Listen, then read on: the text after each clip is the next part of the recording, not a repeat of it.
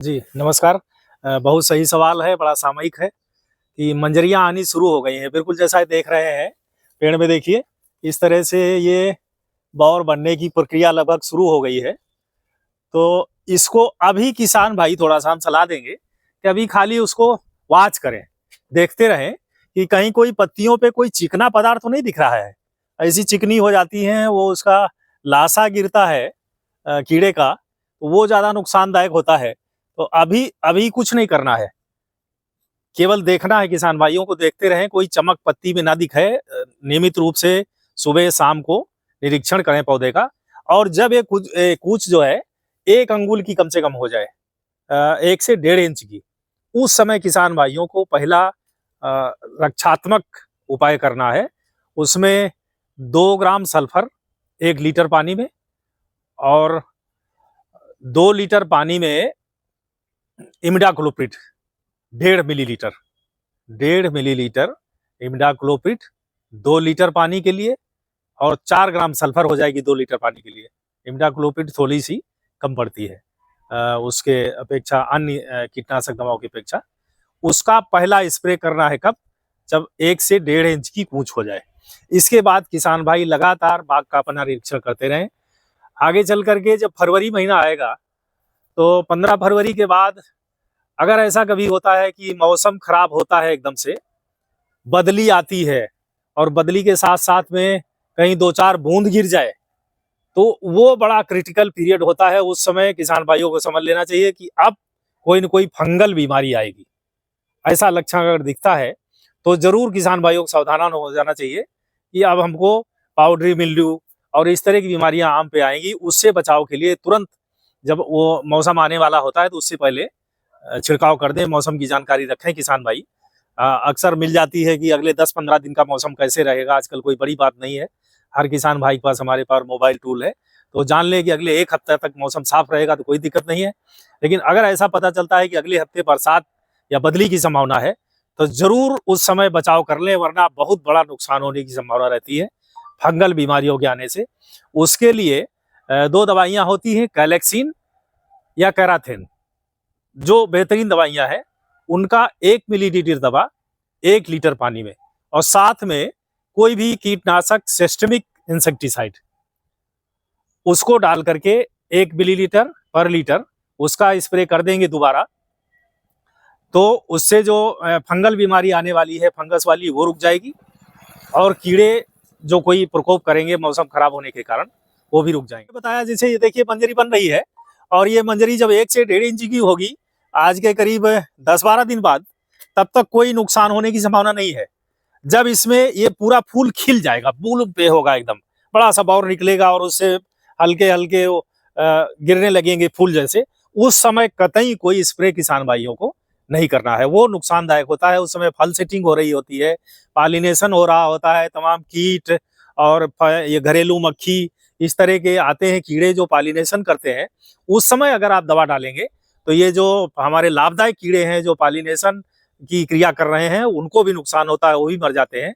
इसलिए हम अवॉइड करते हैं उस समय किसान भाइयों को कोई भी दवा का स्प्रे नहीं करना चाहिए। परागण भली भांति अच्छे कीड़ों से, जो हमारे मित्र कीट हैं, उनसे होते रहने देना चाहिए, उनको डिस्टर्ब करने की आवश्यकता नहीं। जैसे इस समय कुछ निकल रहा है, तो इस समय पूरा खेत देखिए सूखा पड़ा है। इस समय कोई सिंचाई करने की आवश्यकता नहीं है। इस समय कोई भी खिंचाई करने की आवश्यकता नहीं है। सिंचाई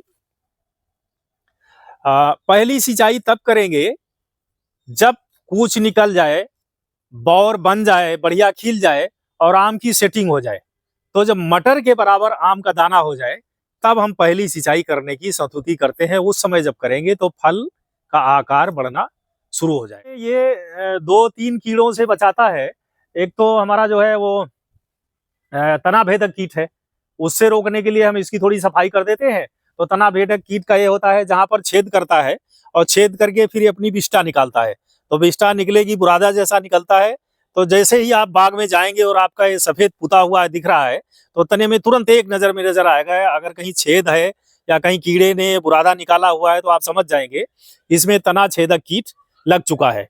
तो तुरंत उसका उपचार कर लेंगे। जो बताया गया है कि साइकिल की तीली से उसको, छेद को साफ करेंगे, और साफ करने के बाद आपके पास जो भी मौजूद हो, पेट्रोल हो, डीजल हो, मिट्टी का तेल हो, उसमें रुई का फिया भिगो करके और कायदे से उस छेद के अंदर भर देंगे, फिर चिकनी मिट्टी से बंद कर देंगे, तो वो तना भेदक कीट है उससे बचाव हो जाएगा। दूसरा एक बहुत बड़ा कीड़ा आता है जो गुजिया कीट, बहुत नुकसान करेगा, अभी तो नहीं दिखता है। तो सितंबर के लास्ट में जैसे बरसात का अंत होता है उसी समय हम तुरंत सलाह देते हैं किसान भाइयों को कि तने पे पन्नी लपेट दें। हमने बंजरिया सेंटर ऑफ एक्सीलेंस पे लपेट रखी है कायदे से। तो पन्नी जब लपेट लेंगे, उस कीड़े का ये होता है कि वो उसके अंडे बच्चे जमीन में पड़े रहते हैं जून के महीने से। जून में नीचे तने के पास पड़े रहते हैं अगर खरपतवार बहुत ज्यादा है तो। इसीलिए हम सलाह देते हैं कि वहाँ के खरपतवार किसान भाई नष्ट करते रहें, तने के पास जरूर सफाई रखें ताकि वहाँ अंडे बच्चे पनपने का मौका न मिले। लेकिन अगर ऐसा नहीं हुआ है तो निश्चित समझिए कि वहाँ पर गुजिया के कीट के अंडे बच्चे वहाँ पर पड़े होंगे। अब सितंबर के महीने में उससे बच्चे निकलते हैं। बच्चे निकलेंगे तो बहुत छोटे होते हैं, गुलाबी कलर के, आंखों से देखे नहीं जा सकते, आप देख नहीं पाएंगे।